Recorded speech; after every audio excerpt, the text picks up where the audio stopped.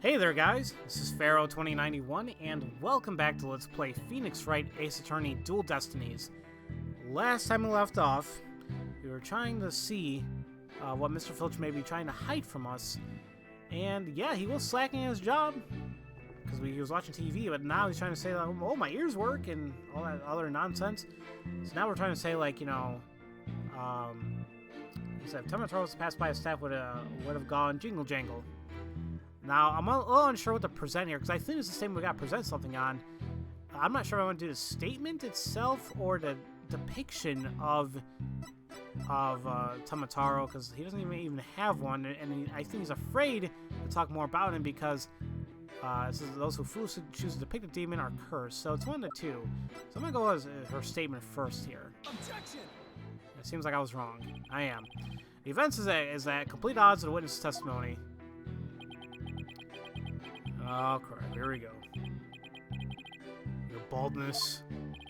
Who, me? What do you make of this objection of his? Oh, I don't know if I should. I have no patience for vagaries. Now answer my question. Yes, sir. The defense's objection was clearly misguided. Bravo. Nicely done. Oh, it seems our misguided attorney has earned himself a penalty. Yay. Better look before I leap next time. Yeah, so maybe I was not thinking about it right. So maybe it's that depiction of him then. Objection! Yes, okay.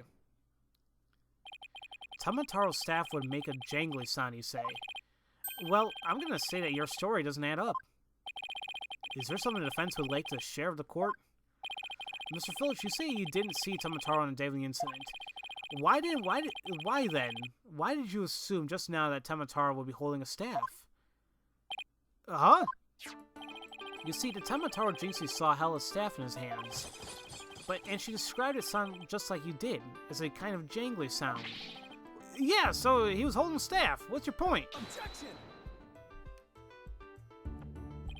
The point is that Tomataro doesn't use the staff. Not normally.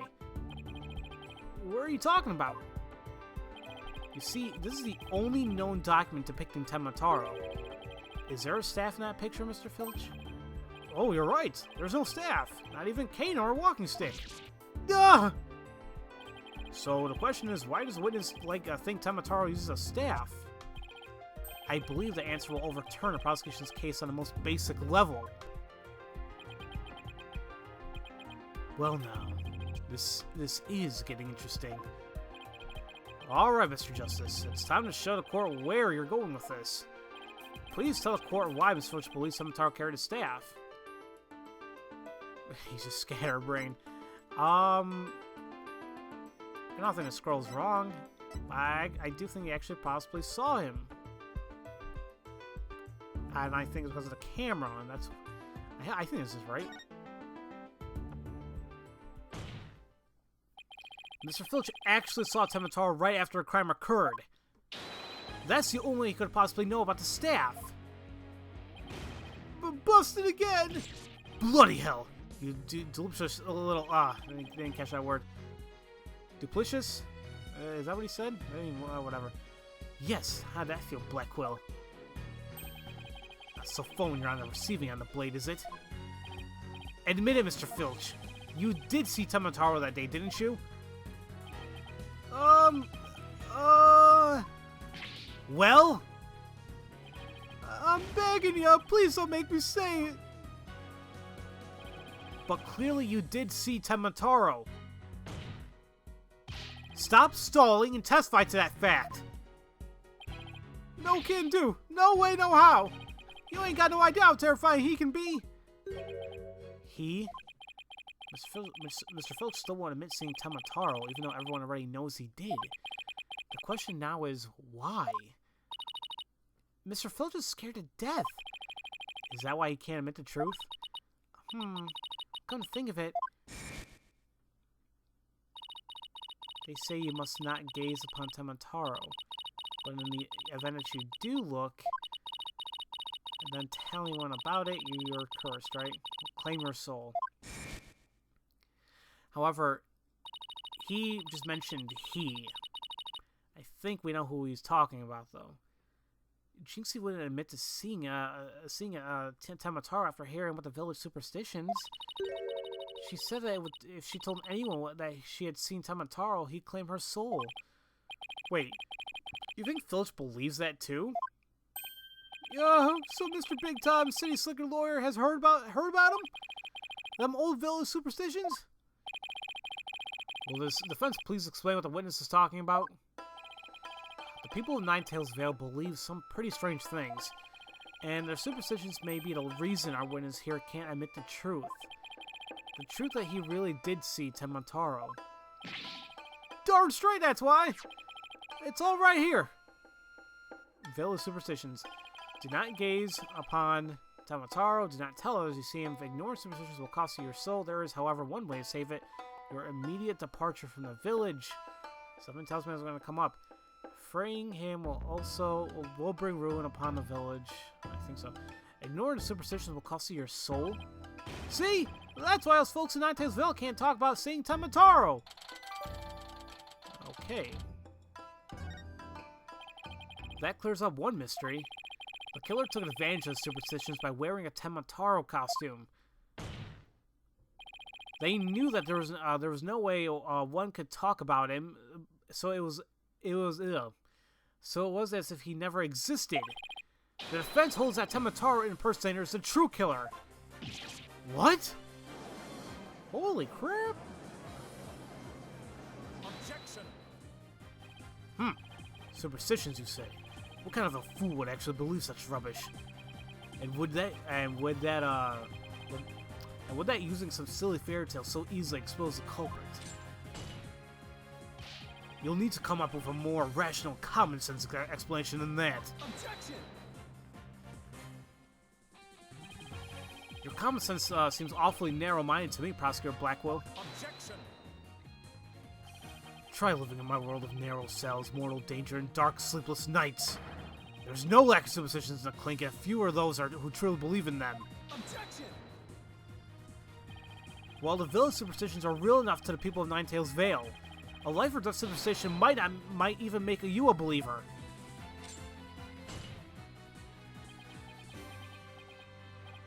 Ugh. Ugh. Holy crap, we're doing it. Order! Order, I say! You fool of a Tanuki. 2 times now your lives have cost me. Sorry, I promise I'll do it again. Yep. Taka, my fine feathered friend, have at him. Yipes! He's gonna eat me alive! Head for the heels! Yep, he left. He took off. Bailiff! What are you waiting for? After him, and with your fastest men! That's certainly not something you see every day. No, it isn't. Everybody's getting confused. Well, it would seem a new and important fact has come to light. A third party disguised as the Yokai Tamataro was at the scene. And now we have 2 witnesses who can attest to that fact. Any objections, Prosecutor Blackwell? Yes, no, maybe? Just gonna keep quiet? Oh god. Uh-oh! What? Huh? Ah! His shackles! I'm too young to die! Oh man, the music here. Justice Dono, long has been since I've been forced to draw my blade. You had best say your prayers. That face he's making. Hey! Oh my god, what's going on? The suspense is killing me. Come on, hurry up. Detective, do something. Have no fear, Fulbright is here. When the going gets tough, take the champion of justice. The champion of justice gets going. Objection. Then get going already before he kills us. Oh, but I stayed in awe of Simon Blackwell for his sense of justice has set him free. What the hell's he even doing there? Objection! Objection! I object to Detective Fulbert's definition of justice! Oh my gosh, we're just gonna let him... What the hell? Is that him who said it?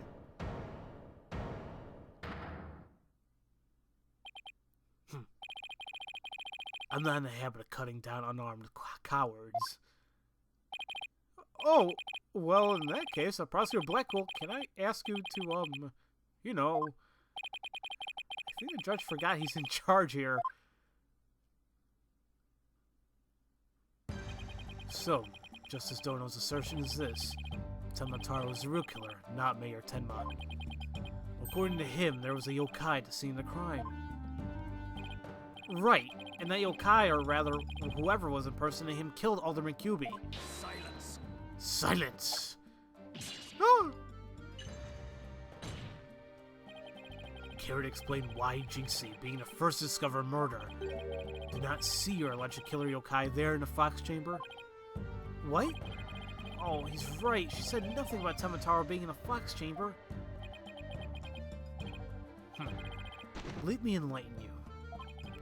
That little scamp heard a dying scream right before she opened the chamber door. And your point is... Upon opening the door, she found a freshly skewered murder victim, the Alderman, and a homicidal maniac who had killed him, the mayor. No, there must have been someone dressed up like Tenma. Ah! Then why does that little scamp claim not to have seen the yokai in the Fox Chamber? Well, considering her father's accused of murder, surely she would have mentioned any third party that might have been in the room. I don't understand. Why didn't she see Tenma Taro inside a Fox Chamber? There's but one way to find out. Ask Jinxy Tenma whether she saw your killer yokai at the scene of the crime. Uh-oh. The final battle draws nigh. Only one of us will leave here alive. Long as my blade thirsted for blood, how long, alas, it shall be sated. Wait, this is still a trial, right? Show me what you're truly capable of. Justice Dono. I can't get past that face that Apollo makes right there. Very well then. Both parties are no doubt need some time to regroup. So the court will take a 10-minute recess in order to... Duh! 3 minutes. I'm sorry, but a 3-minute recess? Just so, plenty of time if your destination of intent is the loo. The loo? Well, even the bathroom. Sheesh. At least include enough time to wash our hands. Siege, you take no more than 3 minutes. All latecomers will be punished. Yes, sir. I hereby declare a 3-minute recess before the battle begins. I declare Prosecutor Blackwell the winner of this round, as Simon says. Doesn't bode well for us if the prosecutor is running the show here, does it? No, it doesn't. Not one bit. Oh, boy. Well, we're making progress, though. But it's making me wonder why Jinxy didn't see Tenma Taro. And the only thing that comes to my mind right now, speculation, is the vent. The issue is it's pretty high up, so that's the only thing I'm getting at. That's confusing, but we'll see. He busts out of his shackles. Yeah, what was that all about? Guess they didn't make shackles like they used to. Better be careful, Apollo. You've really brought the samurai in him. Especially after you proved that there was a Tenma Taro impersonator at the manor. Wasn't that guy in a whole samurai act anyway? Such fine swordsmanship. That is no mere act. Mr. Justice, it's high time I challenge this jailhouse prosecutor to a duel. No, wait! Let's save this dueling until after we prove your innocence. I suppose we could wait until later. Oh, does anyone remember why we're conducting a trial here? Athena, I'm gonna go wash up. Remember what Blackwell said, Apollo. Don't be late! come on, like it's gonna be like we're gonna take it seriously. Watch it bite us in the butt. Okay, oh, there we go. All right. I thought there was gonna be a consequence or whatever. Okay. Yeah, exactly. We got it. It was 10:40. Now it's 10:43. All right. Now then, I believe our next witness is Miss Jinxy Tenma, a maid at QB Manor. I believe she can proceed now, if the witness is ready, that is. What? Nura Hayan? Nura Hayan? I'm not gonna pronounce that wrong. Leader of the 100 demons. He really does exist. Wow, that is one well-polished trait. The witness will show her face while in court, or her testimony will be inadmissible. What is it? What is it, my child? Be gone, that word, Nirahayan, leader of the 100 demons. You think I'm a yokai? Well, I was once known as a judicial monster of sorts. The beast of the bard, a demon of due process, if you will. My charm has no effect. The demon of due process? Not sure I can see that one. Now, you little scamp. Yes? So they're not going to give him new shackles? Let's just screw it? Alright. I trust you know why you're here. Bags! Bags? Oh, that tricksy Tanuki. Try the noodle stand. And go enjoy a big bowl of Tanuki tail noodles while you're at it. He really likes his jokes. Everyone's a comedian. No, I meant your bags. The ones under your eyes. You must have trouble sleeping. Here, this charm will keep Azukirai away. Azukirai? The yokai that washes Azuki beans? Oh, Azuki. I was thinking Azu. Okay, Azuki Arai. Okay. The only thing needing washing will be your father's neck before I take his head clean off. Azuki Arai often keeps people up at night with the noise he makes washing beans.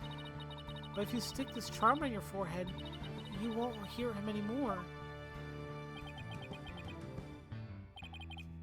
Is that so? Well, thank you. Looks like Prosecutor Blackwell got more than he bargained for. They're bad enough alone, but together those two are just plain creepy. Your testimony, if you please, Miss Tenma. Specifically, whether or not you saw Temataro when you discovered a crime scene. Okay, we'll hear her testimony, and then we'll do the cross-examination in the next episode. Did I see Temataro in the fox chamber? Well, when I opened the door, I saw... Yes, now I remember. Yokai! Yokai, right there in that room! So there was yokai at the scene of the crime. Lots and lots of them. Wait, more than one yokai? Did Temataro happen to be among them? I don't know. I just don't know. All I know is the room is swimming in yokai.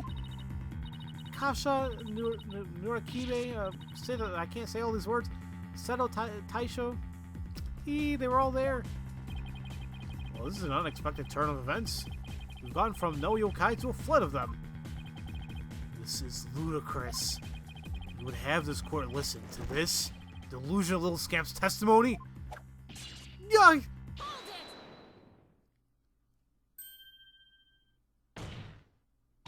Your Honor, I believe your memory is simply clouded by fear, but a quick therapy session should ease your mind. With the court's permission, of course. What a fabulous idea. Please proceed, Miss Sykes. You sure you know what you're doing, Athena? She's obviously not herself. The trauma of discovering that crime scene and fear of testifying have her dazed and confused. A regular ball of confusion. While my analytical psychology-based approach should be able to help. Any objections, Prosecutor Blackwell? Shall we let Miss Sykes proceed?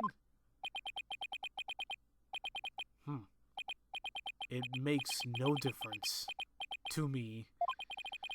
Do as you will, but I doubt we shall get any invisible testimony. Viable. Should be better served by wearing witness to the sword skills I forged in a distant land. I'll show you. Widgets, go!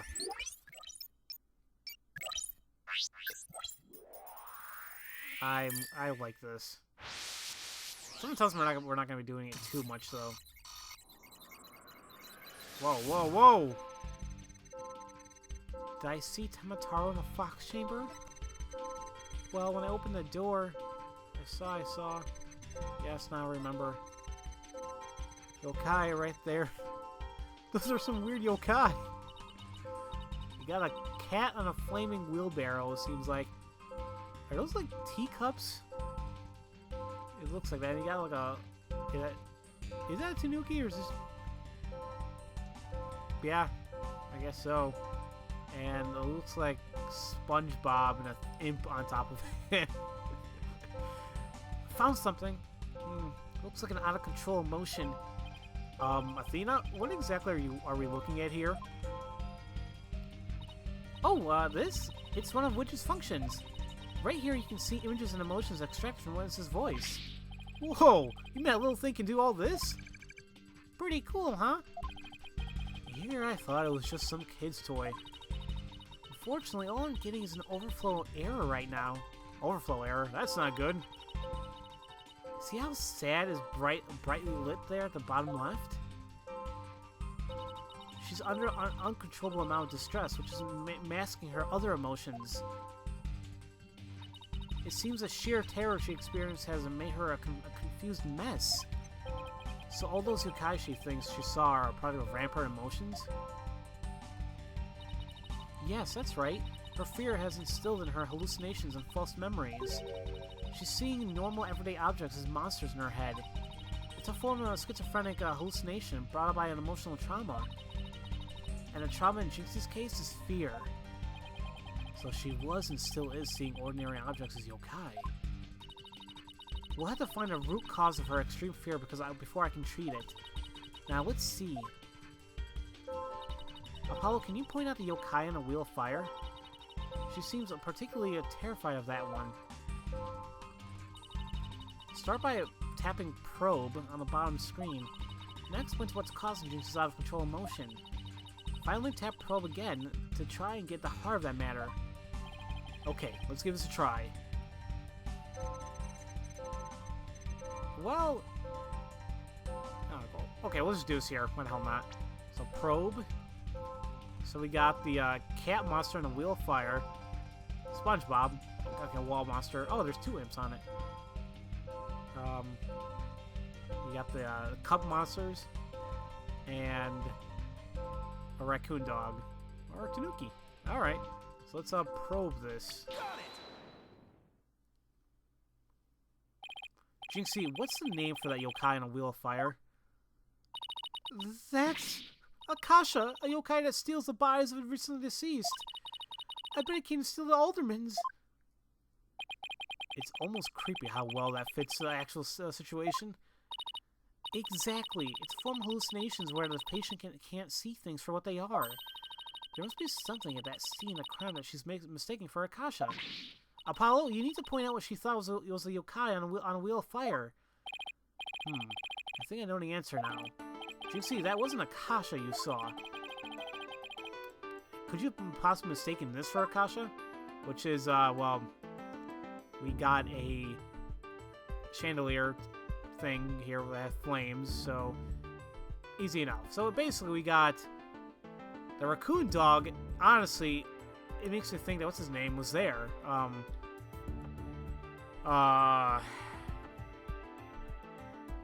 Filch. And then we have, this is the wheelbarrow, cat on flaming wheelbarrow. The wall monster, I guess, could be this thing right here. The mirror shielding thing, I forgot the name of it. And then the cup monster, I guess, well, it's not really here, but maybe the... well, yeah, that could be it. But in any case, we'll go ahead and point out what that yokai is in the next episode, guys. So as usual, thank you all for watching, and I'll see you guys next time for Let's Play Phoenix Wright Ace Attorney Dual Destinies. I'll see you guys later.